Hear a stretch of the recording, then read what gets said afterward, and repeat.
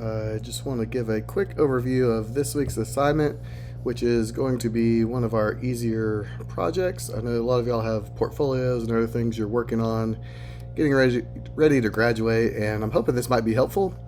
But also, this is also intended to be an easy assignment, a slam dunk.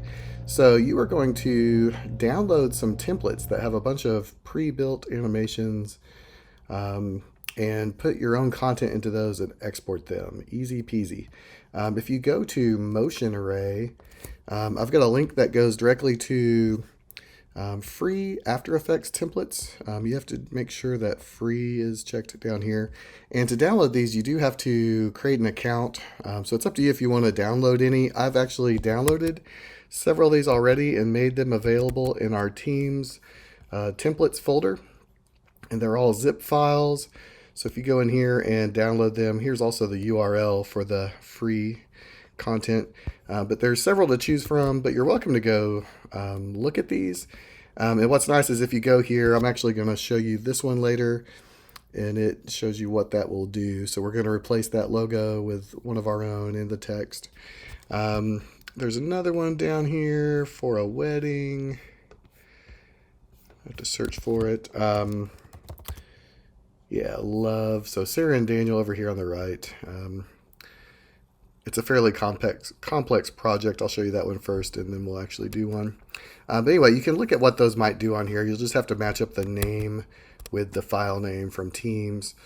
Or you can just download several of these and open them up in After Effects and look at it, what's inside there, and just decide, hey, I want to do this one, or nope, that one looks terrible. So let's look at that Sarah and Daniel one from Motion Effects, Motion Array, Free Love Wedding. Sounds kind of crazy.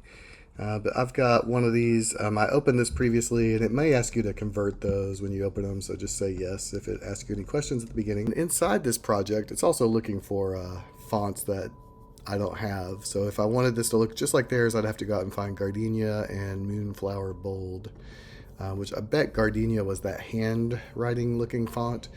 So I might want to at least go in here and find a font that's similar to something handwritten. But I'm actually not going to go through this whole thing, just so that it doesn't get too complicated. You restore. By the way, if you ever do this and your workspace gets all crazy, you can just go back to Window, Workspace, and All Panels. I'm just going to glance around inside here. Most of these things from Motion Array have three folders. Placeholders, the final comps, and then sometimes just some other information with assets like these little hearts and things that they just throw into a folder to store. So if you look at the final comp, I already put my wife and I's name in there, but most of them say your text here, and actually because our font size, our font that I don't have is smaller, I guess, and so our text her is what it says. But basically you would drop in to the placeholders, change the colors of the background on each one. So if you open these up, you can go in here to effects and update what text color those are going to be. If you go in here to images, right now there's just I would drop any image into this space and it would show up in the final comp. And then change the text, and you can put music here in the soundtrack folder, just upload an MP3. So basically all these comps are nested into that final comp. And I'll just tell you, this one's kind of complex, and I'm not going to mess with it. So that's totally your option as well. You can just go on to something else. I'm going to go to a nice easy one, which is the glitch effect. And which, by the way, if you were doing a wedding and you just wanted to make something with a lot of pizzazz but didn't want to put effort into it, there's a wedding slideshow, and it'd be worth figuring out for that purpose. This light rays logo reveals another easy one, and I think shattered. There's a few more easy ones in the folder I've provided for y'all, but we're going to do glitch logo. It's inside this After Effects folder, and it has just a few things that need to be updated. So inside edit comps, we have a folder for color, images, and text. So I'm going to first go to color, and that color is defining the gradient background that we're looking at. So if I go down here and open up color and effects, It's got within its effects a background A and a background B. Those are the blue up there. That gradient changes down to a darker color down there. I'm just going to change the other color. You could do whatever you want here, but I'm going to just brighten up this whole thing. Maybe with a more of a gray. Actually, I hate that. Let me find something I can stand. Looks like these two colors are too similar now. I'm going to okay that one, make this one just a little more navyish. It's good enough. Which, by the way, I can refer back to my final comp here and look at, okay, that's what color did. So now I'm done with color. I can close that. I'm going to go over here to logo, open up that comp. I'm trying to import something because I clicked away from the icon. Double click logo. So here I've got this M logo, probably for motion array. I'm just going to delete that, which, by the way, they've got a mat around it. I guess there was something funky about their image that they had to mask out part of it. I've actually got a logo for CS Media, which is our YouTube channel. A logo that one of my students made a few years back in 2016. So I'm going to drop that in there. And right now it's over black, so it doesn't look great, but I can go over to Final Comp and see that now I have that logo in there. And I'm actually going to bounce back to logo here and just make it bigger. So I'm going to grab it, hold down shift and make it fill the screen. That way on Final Comp, slightly bigger. That's how they've sized it. And then I could size it up in Final Comp as well, but I'm not going to worry about that.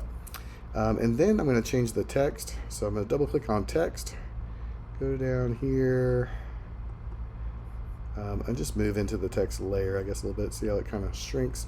So I'm just going to change that website to Chattanooga State Media Tech's YouTube channel, youtube.com/CSM3DIA, which is a name I slightly regret now.